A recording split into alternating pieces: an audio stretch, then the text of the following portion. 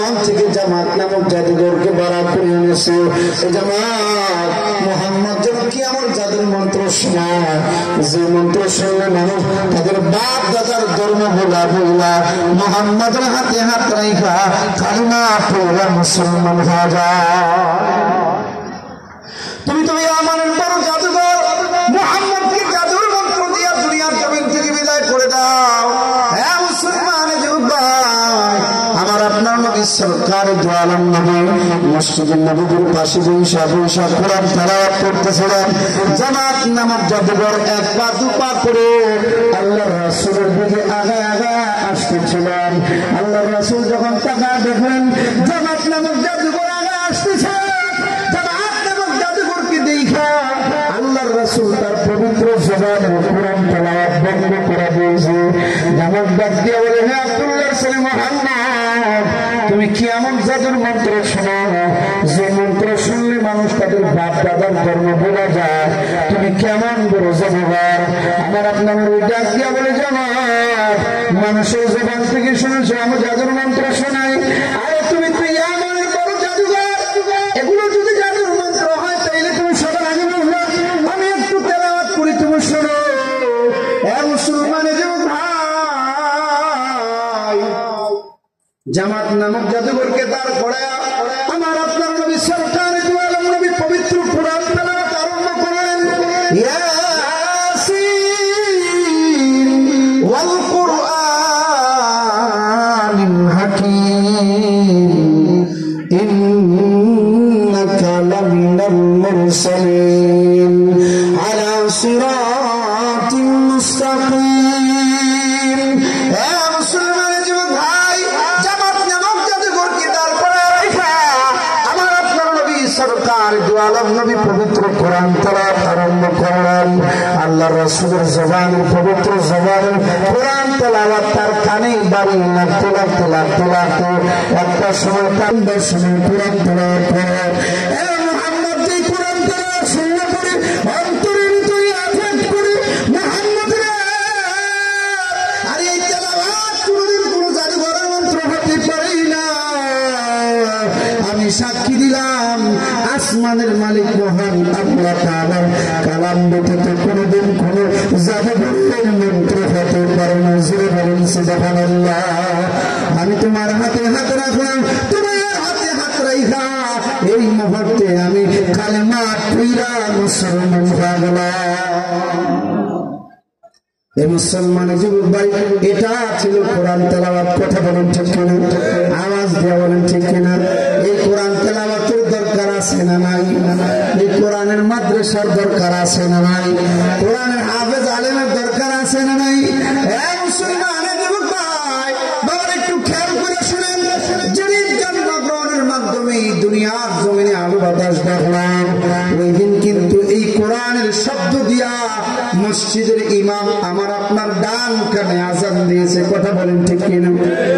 বাবার যেদিন জন্মগ্রহণের মাধ্যমে দুনিয়ার আলো বাতাস দেখলাম, ওই দিন কিন্তু মসজিদের ইমাম এই কোরআনের শব্দ দিয়া দিয়া আমার আপনার বাম কানে ইকামত দিয়েছে। কথা বলেন ঠিক কিনা? এই জন্য কোরআনের মাদ্রাসা দরকার আছে না নাই? কোরআনের হাফেজ আলেমের দরকার আছে না নাই? মুসলমানের যুবক ভাই, শুধু তাই নয়, বাবার যেদিন দুনিয়ার জমিনে বিবাহ বন্ধনে আবদ্ধ হইলাম, ওই দিন কিন্তু মসজিদের ইমাম এই কোরআনের শব্দ দিয়া খুতবা পইরা পইরা আমার আপনার বিবাহ সম্পাদন করেছে। কথা বলেন ঠিক কিনা? বাবারে যেদিন এই দুনিয়ার জমিন ছাইরা চিরজন্মের মতো অন্ধকার কবরে চলে যাবে, ওই দিন আমার আপনার সন্তান আপনাকে আমাকে কবরে রাখবে।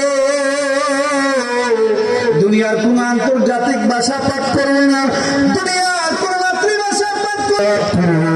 মিনহা খালাকনাকুম ওয়া ফিহা নুঈদুকুম ওয়া মিনহা নুখরিজুকুম তারাতান উখরা।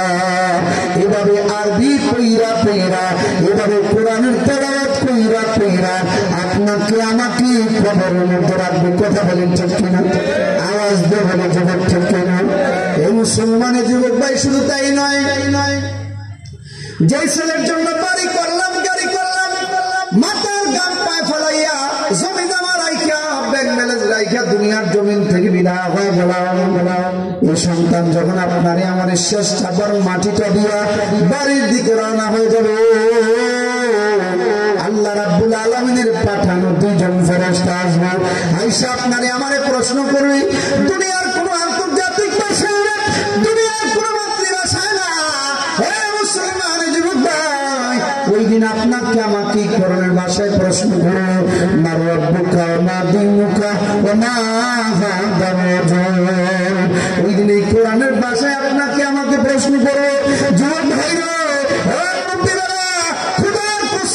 বলতে পারি, যারা দুনিয়ার জমিনে কোরআনের মহব্বত করে না, কোরআনের আলিমের মহব্বত করে না, যারা দুনিয়ার জমিনে কোরআনের মাদ্রাসাকে মহব্বত করে না, কোরআনের মাদ্রাসাকে টিকিয়ে রাখার জন্য শব্দ মতো চেষ্টা করে না, খোদার কসম করে বলতে পারি, ওই দিন মুনকার প্রশ্নের জবাবে ওই মানুষগুলোর বোবা হইয়া থাকা ছাড়া আর কোন আর দ্বিতীয় রাস্তা নাই। কথা বলেন ঠিক কিনা? এই জন্য কোরআনের মাদ্রাসার দরকার আছে না নাই? আওয়াজ দিয়ে বলেন আছে না নাই? কোরআনের তেলাওয়াতের দরকার আছে না নাই? কোরআনের মাদ্রাসার পক্ষে থাকবো তো ইনশাআল্লাহ, কোরআনের পক্ষে থাকবো তো ইনশাআল্লাহ। কারা কারা থাকবো একটু হাত উঠে দেখায়। লিল্লাহি তাকবীর, লিল্লাহি তাকবীর। হ্যাঁ মুসলমান, হ্যাঁ যুবক ভাই, আল্লাহর রাসূল বলেন যারা দুনিয়ার জমিনে কোরআনের পক্ষে থাকবে, যারা দুনিয়ার জমিনে কোরআনের মাদ্রাসার পক্ষে থাকবে, যারা দুনিয়ার জমিনে কোরআনের মাদ্রাসাকে টিকিয়ে রাখার জন্য সাধ্যমতো দান করবে, সৎকার করবে, যারা দুনিয়ার জমিনে কোরআনের এতিমকে মহব্বত করবে, বই পুস্তক খাতা পত্র যা আছে এগুলোর ব্যবস্থা করে দেবে। মুসলমান যুবক ভাই, মাইয়াতকে যখন কবরের মধ্যে রাখা হয়, আপনজন কেউ কাজে আসবে না, স্ত্রী পুত্র কাজে আসবে না, ছেলে সন্তান কাজে আসবে না, নেতা নেত্রী কাজে আসবে না, পীর কাজে আসবে না।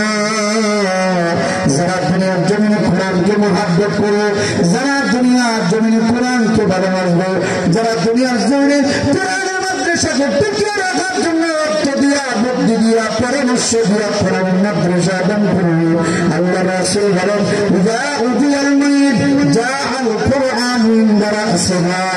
মাইয়িতকে যখন কবরের মধ্যে রাখা হয়, তখন কোরআনটা তার মাথার সর ধরা যায়। কোরআন তখন ডাক দিয়ে বলে, আরে না না না না, এই লোকটা আজকে আরামের ঘুম দিয়েছে, তোমরা তার ঘুমের টাকা দিও না।